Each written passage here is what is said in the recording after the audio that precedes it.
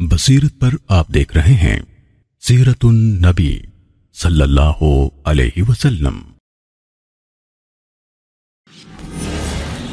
رسول اللہ صلی اللہ علیہ وسلم نے ابن عباس کو یوم النحر کی صبح حکم دیا کہ آپ کے لیے کنکریاں چن لیں، تو انہوں نے 7 چھوٹی کنکریاں چنی۔ پھر آپ مشرکین کی مخالفت کرتے ہوئے مشعر حرام سے سورج نکلنے سے پہلے چل دیے، کیونکہ وہ لوگ سورج نکلنے سے پہلے وہاں سے نہیں نکلتے تھے۔ جب آپ سب سے بڑے جمرہ کے پاس پہنچے تو وادی کے نچلے حصے پہ کھڑے ہوئے، بیت اللہ کو اپنی بائیں جانب اور مینا کو اپنی داہنی جانب، اور جمرہ کو سامنے رکھا، اور آپ صلی اللہ علیہ وسلم اپنی سواری پر سوار تھے۔ وہ چاشت کا وقت تھا۔ آپ صلی اللہ علیہ وسلم نے 7 کنکریاں بڑے جمرے کو ماریں، ہر کنکری کے ساتھ تکبیر کہتے جاتے اور فرماتے، مجھ سے اپنے حج کے طریقے سیکھ لو۔ پھر نبی صلی اللہ علیہ وسلم وہاں سے چل کر مینا میں قربان گاہ پر آئے اور اپنے مبارک ہاتھوں سے 63 اونٹنیاں ذبح کیں۔ اونٹنیاں آپ کی طرف بڑھ رہی تھیں کہ کس کو پہلے ذبح کریں۔ پھر جب آپ صلی اللہ علیہ وسلم قربانی کر کے فارغ ہوئے تو حجام کو بلایا اور بال منڈوائے۔ آپ کے مبارک بال معمر بن عبداللہ ادوی نے مونڈے۔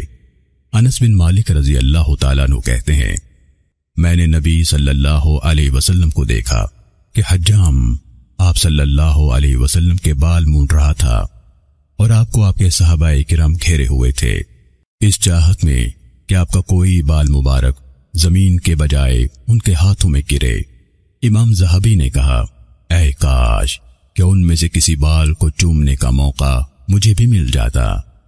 جب نبی صلی اللہ علیہ وسلم بال حلق کرا کے فارغ ہوئے تو آپ صلی اللہ علیہ وسلم نے کرتا پہنا، اور حضرت عائشہ صدیقہ رضی اللہ تعالیٰ عنہ نے آپ کو خوشبو لگائی۔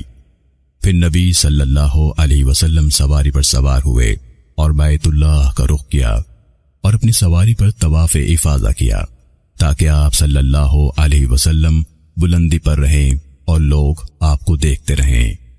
پھر آپ صلی اللہ علیہ وسلم زمزم کے کنویں کے پاس آئے اور اس سے پانی پیا۔ پھر اسی دن مینا واپس تشریف لے گئے۔ آپ صلی اللہ علیہ وسلم ایام تشریق کے 3 دن زوال کے بعد کنکریاں مارنے جمرات کے پاس جاتے۔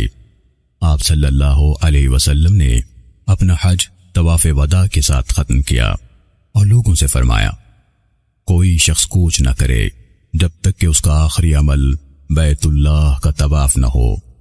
پھر نبی صلی اللہ علیہ وسلم مدینے لوٹ گئے۔ اپنے ساتھ آپ نے زمزم کا کچھ پانی رکھ لیا۔